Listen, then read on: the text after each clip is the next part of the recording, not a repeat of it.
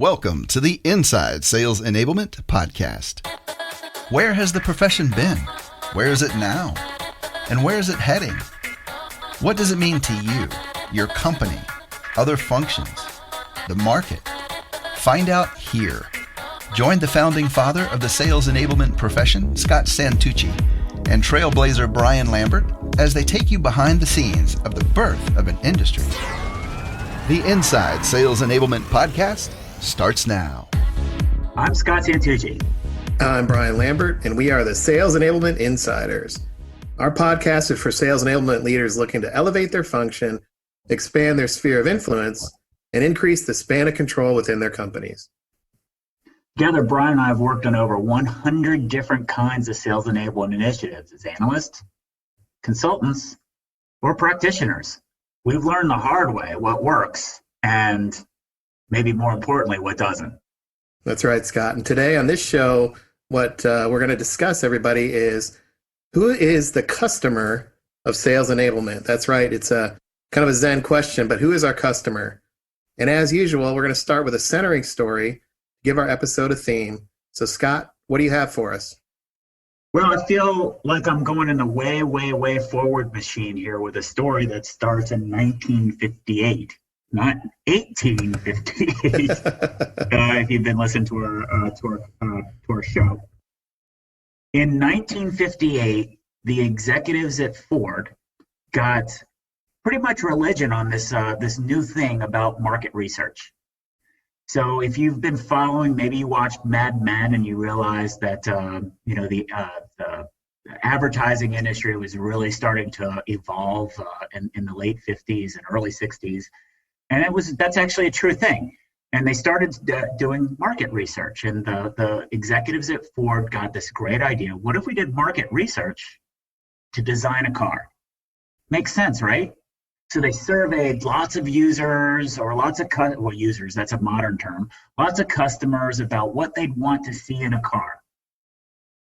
And they designed this car based on this feedback of all these people. And they were going to get massive market share because they made sure that they got every type of person involved, from older people, people with families, single people, people who wanted health, people who wanted a family environment. They took all that information and they designed a car for everybody. And they rolled it out, expecting they were just going to clean house and dominate market share. You know what the name of that product was? Was it the Edsel? It was the Edsel. Yeah. And the Edsel, Colossal by 1960, they pulled it from the shelf. So it was just a 2-year life cycle, which is not a long time for any kind of car.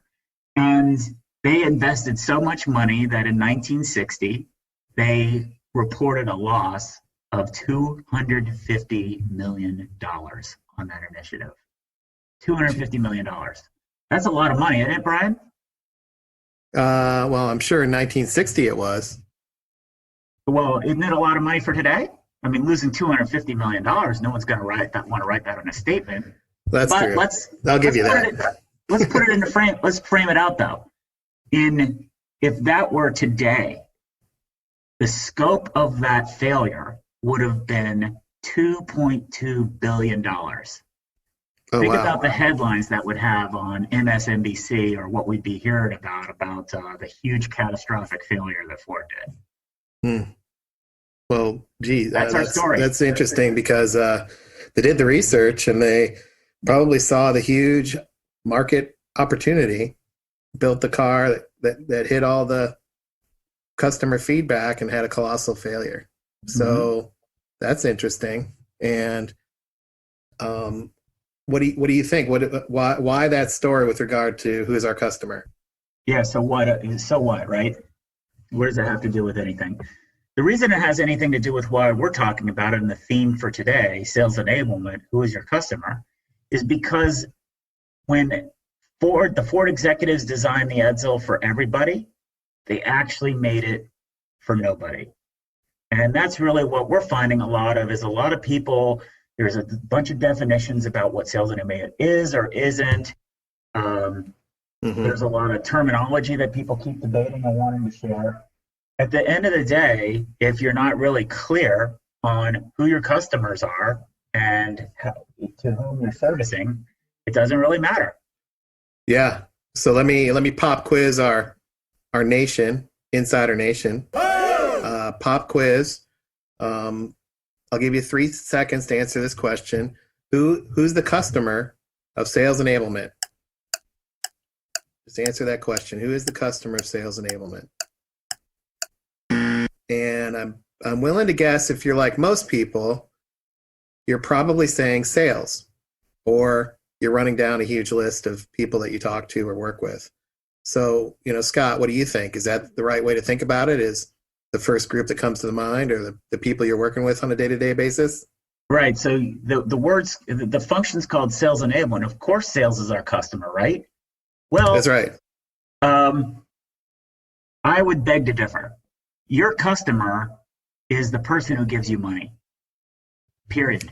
All right, hang on a second. So a customer in business is somebody who definitely gives you money. I'll give you that. Mm-hmm. Take your wallet out, buy your ice cream. You're a customer of that ice cream place. In this case, in sales enablement, you're saying the same thing literally. That's not a analog. That's a Nope. literal statement. It's a literal statement. Your customer is the person who's the department, or whoever is who's funding your department or funding you. If you're a one-man show, if you're a one-man band, your customer is whoever is paying your check. Who you serve may be salespeople, but a salesperson isn't going to write you a check. They're not your customer. Your customer is the person who's giving you the check. So you have 2 variables here. You have what your customer wants, and then you have the way that you're going to give them what they want. You service the sales force. So right there, you might be at odds with different people, and it's important to think of that way. My customer is the person who's giving me the money. Who I serve is people in the sales force. Yeah. So this is good. So let's kind of pull this out, right? So you've got 2 buckets, and let's just say the whole entire group is people, and we broke the people into 2 groups. One is our customer, and that's who gives us the money. Mm-hmm. And I think that would be good to understand that, because sometimes that money is centralized and you're just given a budget. So we're probably let's make sure we talk about how do we know who that customer is, and then the second bucket, I'll just call them stakeholders. So you have stakeholders and customers, and the stakeholder bucket is the folks that we work with: marketing, product, sales people are stakeholders, even the impacted groups. And I think there's a lot of impacted groups that puts us in sales enablement between a rock and a hard place. Basically, you have all these competing inputs, different priorities, different asks from both groups, stakeholders and customers. And I can see where you're going with this, because if you lose sight of who's in what bucket, you may take different types of action. And then sometimes, and I've seen this in the folks that I've talked to, sometimes the squeaky wheel gets the most service because they're the loudest. And is that really who you want to be serving? Is the person who's got the loudest opinion of what you should be doing? Well, also, does that put you in a spot where you add the most value? That's right. That's right. So what do you think about that? The customer bucket, stakeholder bucket. Let's go. Let's go through some scenarios. I think we identified 3 or 4 classic places where a sales enablement department can report into. Mm-hmm. Yeah. And let's talk through, if you report into that, who you report into is your customer. Okay. Yeah. So what about let's say marketing? If you report into marketing, that senior VP, CMO is your customer, then who would be the people we serve, or the stakeholders that we're working with? Right. So if you are reporting to the CMO and you're the head of sales enablement, why do you report there? What is it that he or she wants? He or she wants to be able to improve how the company is delivering messages through the sales channel to be able to be differentiated. So who do you serve? You serve, one, the people who have messaging inside the marketing department to make it more sales accessible. That's one person you serve. You may even serve the product people to make it more translatable. You might be serving product launches and how to get the word out to sales. You also are servicing salespeople, since your remit in that area probably won't include training. So you are servicing information about your products and services and about differentiation. So you are servicing salespeople by helping them with the information required for a launch, or the information to differentiate, or some messaging. That's who you're servicing and how you're servicing them. So if I'm a sales leader and I come to you and you're reporting into marketing, I say, hey, you should really take over that sales kickoff. You're better at it. What would be your answer? Well, I would say, are you going to give us funding for that? Right, because it's out of your scope right now. That is not a service that my customer is offering. That's outside of the marketing span of control. So I'd say, let's go talk to our boss. So I would go talk to my boss, the CMO, and I'd say, look, this is a great opportunity. It's a great platform for us to provide a foundation to deliver lots of messages. We should do this. And they would say, that makes a lot of sense. That's great because it's part of your mission. You're right. It does give us a better platform. We should do it. Then we'd negotiate and say, what do we want for it in exchange? So what are you going to give us? Are you going to give us the budget for it? Because we're not going to pay for the whole budget for it. You already have a budget for sales kickoffs. So let's use your budget.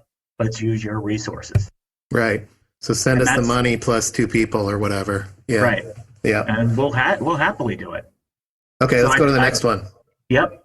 Let's see, sales ops. So if I'm reporting into ops, I'm a sales leader, a sales enablement leader reporting to ops, and I'm probably working on the kickoff or sales process work, maybe even forecasting, pipeline reporting, stuff like that. Okay, so these are again, each of these scenarios. By the way, a disclaimer: each of these scenarios are going to be different. We need to make sure you're clear on what it is that each one of your customers want. But let's say in a classic VP of or head of sales operations, if you're reporting there, they're probably looking at a bunch of functional capabilities that they need to have, they need to possess.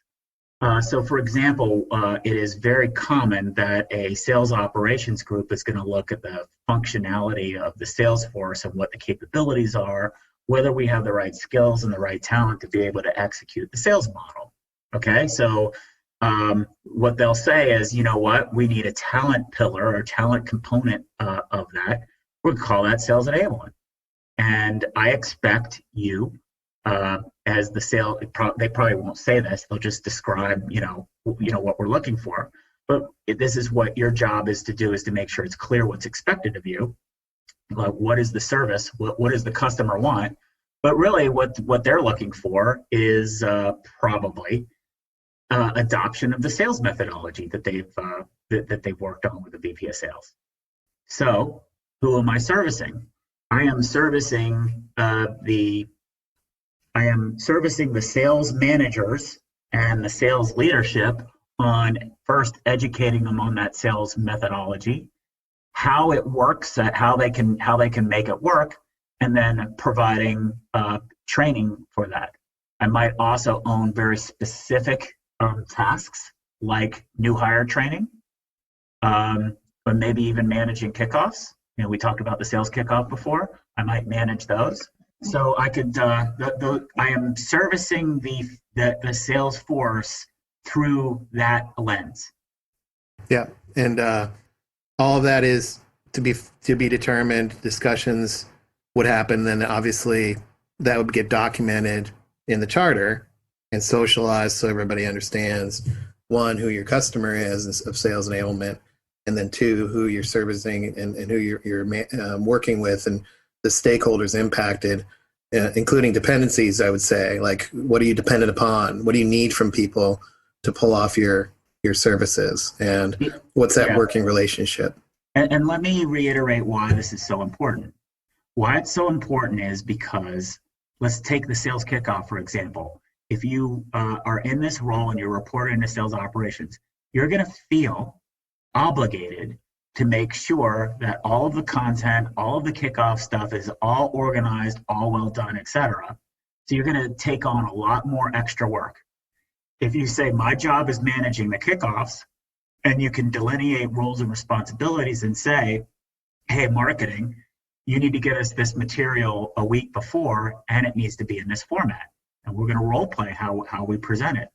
Then you spend less work and you're putting the work onto the people who are plugging into it. Obviously, you can't say that to your CEO who's going to show up at the last moment, with their content. But that's how you manage that, by saying, this is what my remit is, and this is what my focus is. And my focus is on the head of sales operations. And I know because they're my primary customer. They are my customer, period. Mm-hmm. Yeah. Now you have to be conscious about who their customers are, right? Those are their secondary, so you know how your service is fitting into an overall plan. But especially if you talk to stakeholders that are outside of your, daily remit, they're going to want to know how it all fits together. So you should be aware of it. But it's just this intentionality and focus is really important in terms of establishing roles and responsibilities, and more importantly, your workload, the quality of work that you provide, and the resources that you get. Mm-hmm. So where does the VP of sales fit in these scenarios? If you're working under marketing and ops, and those are your customers, what's the role of a VP of sales then, and the sales leadership? Well, the VP of in terms of the CMO is the one who should have the relationship with the VP of sales. I might be an account. We might work it out to where I play the account manager role, a liaison. But I should always have meetings with both of those together, always, and sort of facilitate. It is not my responsibility to build the relationship there. It's my responsibility to help the VP of sales, VP of marketing have a better relationship there. My job is to make my customer a hero. If the VP of marketing is going to engage with the sales leaders, then that's what needs to be done. If he or she doesn't want to work with the sales leaders, we need to make that clear. It's our job to make sure that our customer is successful.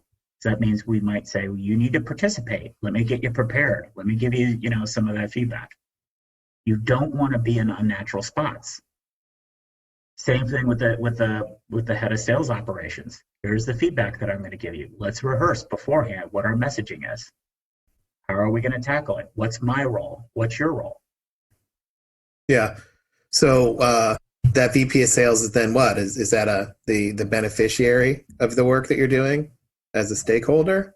If they're not a customer, because if you're the CMO is the customer, is the VP of sales the beneficiary or the? Well, they are. I am in service of, right? So the value that the VP of sales gets from new hire training, that's the benefit that he gets out of it. And everybody in their organization gets the benefit of the new hire training that I'm doing, say, if I'm reporting to the head of sales ops.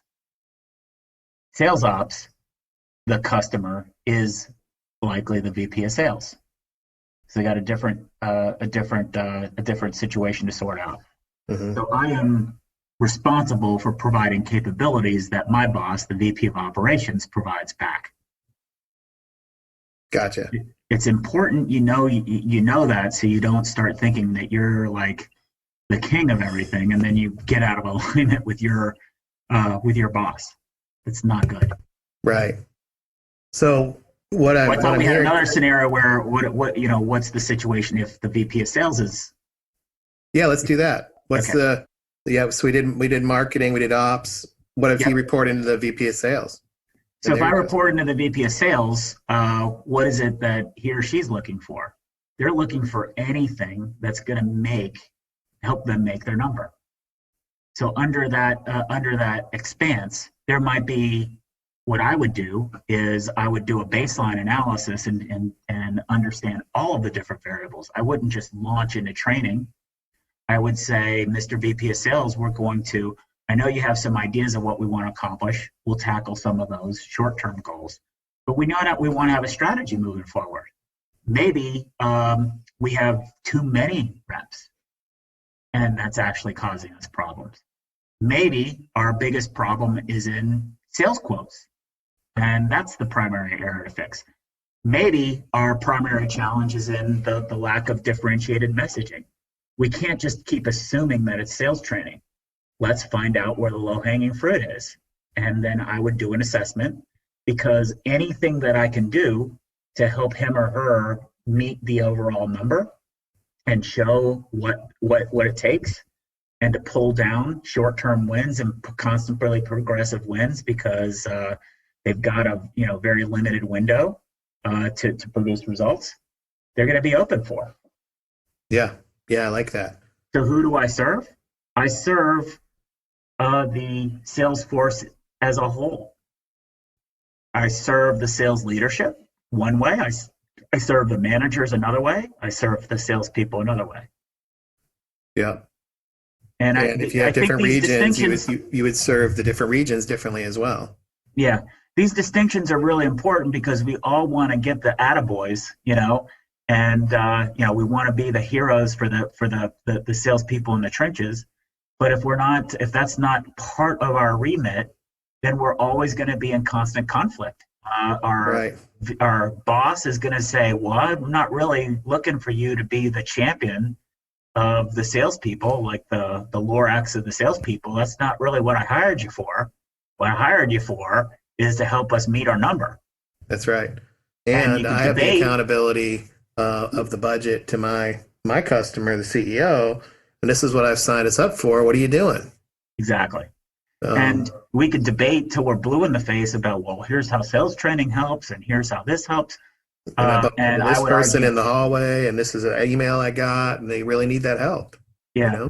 And that might be true, but if you can't make the overall, it might not be the low-hanging fruit. Mm-hmm. And you need to be really careful about what it is that you're doing, really intentional of what you're doing, and make sure it is valuable to the customer that you're serving. Mm-hmm. Yeah, and I like that, because that's critical, and obviously, and we're in a value-based business, and we're talking about the service we're providing. We have stakeholders and customers, right? And quantifying the impact is definitely part of this discussion, and we'll talk about that, some more in future podcasts. But let's talk about then, how do we figure out what's going to be the most valuable approach? Like what is value here? What does it mean to be valuable? And I think we have to figure out what these goals and challenges are, what problems we're trying to solve, and really focus in on the customer and the audience of those that we're serving, the stakeholder groups. And the key is to ask them what's working. And you and I have talked through the last couple of weeks about what works and what doesn't.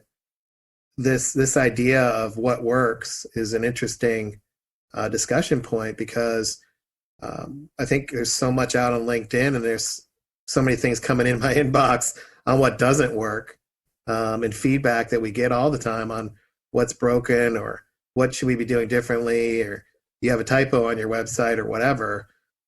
These are easy items for folks to point out. But I find, and you and I have talked about this, it's really hard to get people to talk about what works. Yeah, it is. And let's frame this out in a situation. Let's say here's the scenario, right? The scenario is you have just built a new sales process. Okay, so this is not uncommon. Actually, it's very, very, very common. And with all the sales transformations that are coming into bear, companies are investing in a sales process, which is, hey, these are the steps that we know that we're going to do in order for how we change the way that we introduce information and our capabilities to our customers. Okay, so let's define that as a sales process. a methodology of how to do a sales process or how to sell is as a methodology. But let's say we've rolled out a new sales process, right? We're going to go through this sequence of events. We're going to include these people, blah, blah, blah, blah, blah. So what's the service that we provide? We work for the VP of, in this case, I'm going to do something discrete. We work for the head of sales operations. What service do we provide? Yeah, that's a good one. Yeah, because is it reporting services? Is it adoption services? Is it training? Well, an adoption of what specifically? Right. So let's say that it's the adoption of the sales process. Can we get our sellers to follow the sales process? Right. That is our primary mission. Right. So we need to figure out then, how would we go about doing it? Yeah, and that's good. Because that's a broader view then, which is why I like the stakeholder language, because if that is the primary goal and the charge provided by our customer, and we want to drive that outcome, we have to think outside our silo, pull that off. Right. So the first thing is, I'm going to assume that the sales methodology has been designed. So the first thing is we need to introduce it to the sales force. We might call it training. I would advise us to call it introduction. The reason that I say that is if our remit is we want it to be adoption, we need to not, what happens if you say training, people assume you have that one event, that one time, that week or that day or whatever time you've been given to cram as much information as possible to make sure that they follow that sales process. And are you going to bet there's 365 days in the year, and you take 5 days out to train on the sales process, 360 days other. Are you going to bet that that's going to be adopted because you roll out a training class? I wouldn't bet on that. So I'd say step number one is we're going to make people aware of this new sales process, and we're going to do it through some introductory courses. Step number two is we're going to spotlight people who are really using it. Find the 20% of the people who are really using it. So that's where we go to what works. Who are the people really religious about this process? And let's get them talking. Step three, we'll keep asking them more details about specific steps of the sales process that they like. And we're going to create a sales podcast or a sales wrap session where I invite people to hear, hey, here's specifically how that sales process works to help me get meetings with CIOs or CFOs or whomever the C-level target is. And then just have that as a topic, because this is what works. And then people will model what works. Then the next thing that you do is say, hey, how do you handle this objection? They've agreed to explore further, and then they say, well, how do you help? So we have a podcast just on where people who found examples of what works to answer that question. And we keep that focus on what works, and guess what you're going to find at the end of the year? You're going to find a lot of adoption. It works. That's right. So the challenge then is focusing on what works and coming up with the language for it is important. And I think that really goes to how we frame our job is to drive adoption of the sales process. And right. We have many tactics available to us, and these are the ways that we're able to do it. Yeah, and that's good. And for a lot of reasons, and one of that really pops to mind here is if you take that approach, or when you take that approach, it gets you out of the, this is the way it's always been done, muscle memory, oh, we're rolling out a sales methodology, so let's do the standard, do our training, put it on the team site, send the email, just like everything else.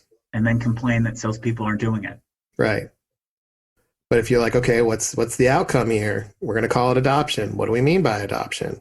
And these questions might be, out of the norm, but it shouldn't take, more than a couple hours to define the design point for these things.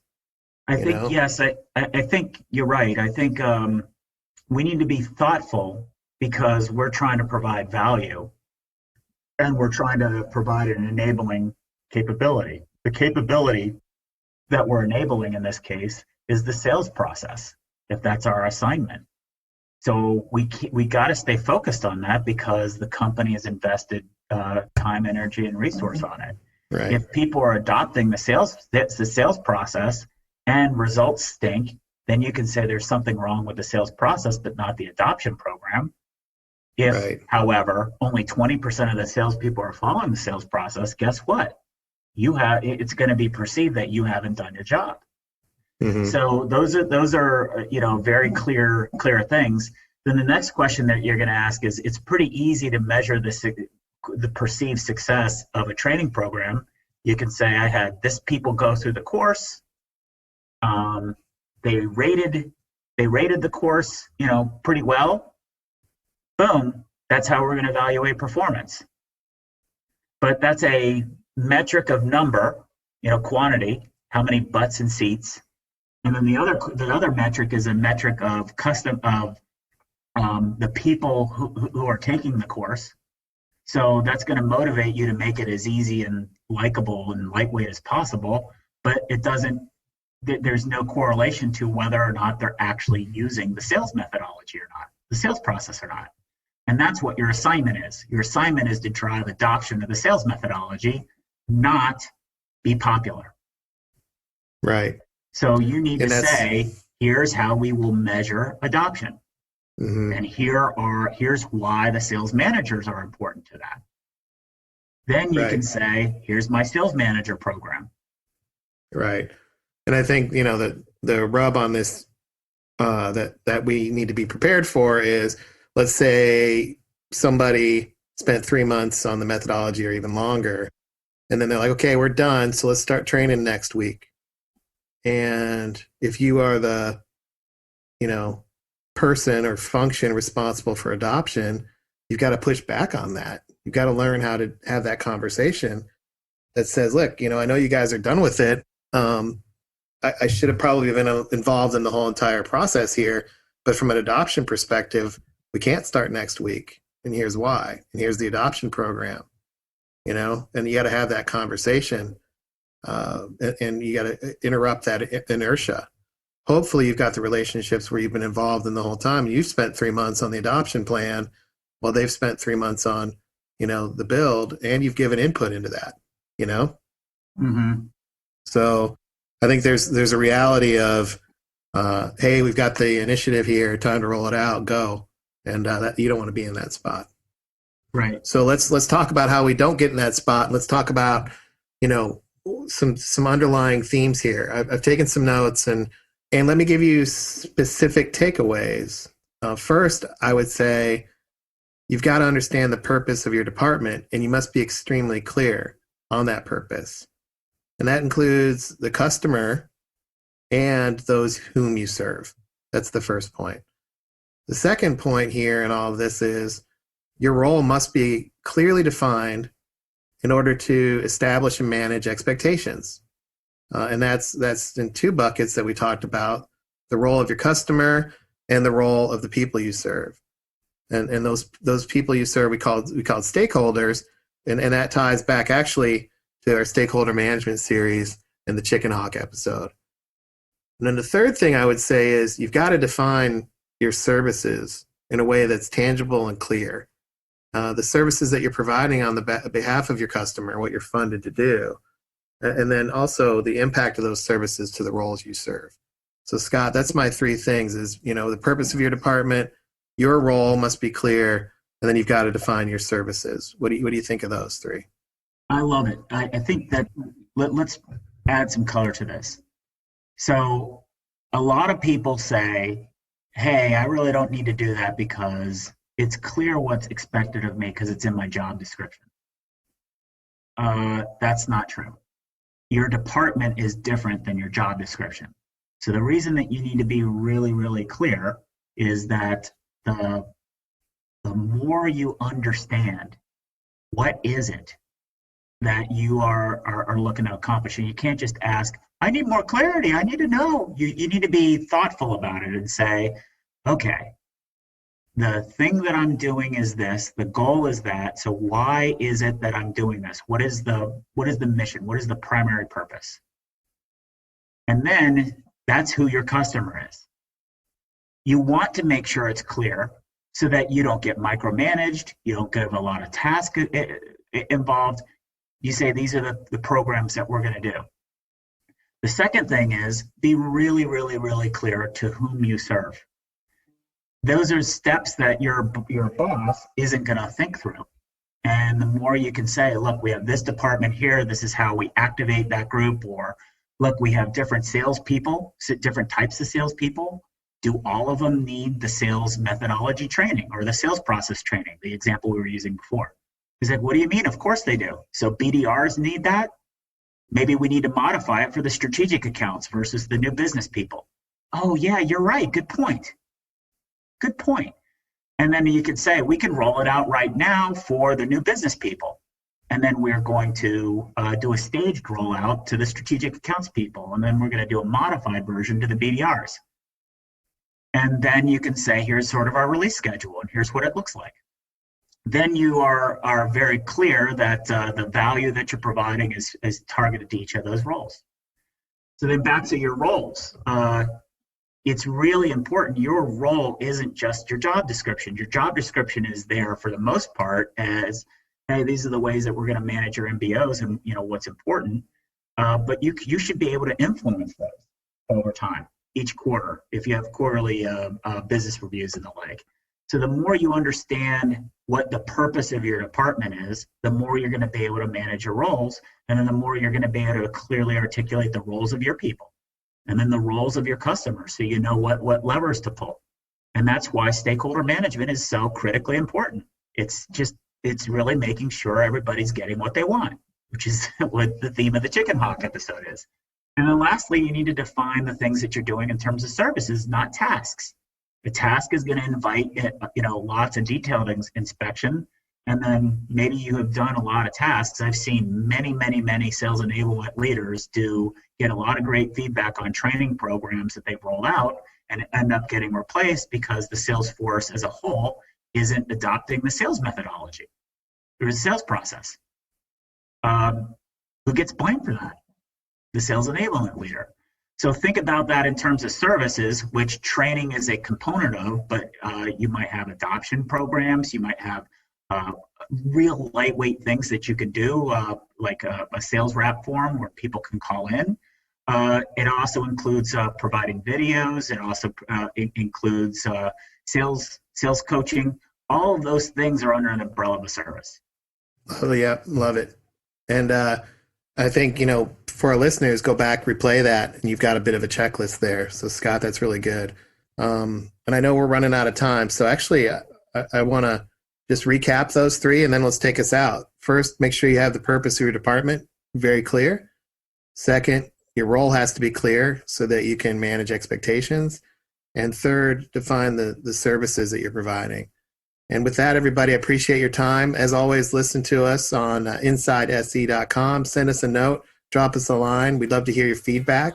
Also, continue to provide topics and volunteer. We'd like to get more listeners on the show. So thanks so much on behalf of Scott. Thanks so much for your time, and we'll see you on the next one. Take care, everybody. Thanks for joining us. To become an insider and amplify your journey, make sure you've subscribed to our show. If you have an idea for what Scott and Brian can cover in a future podcast or have a story to share, please email them at engage@insidese.com. You can also connect with them online by going to insidese.com, following them on Twitter, or sending them a LinkedIn request.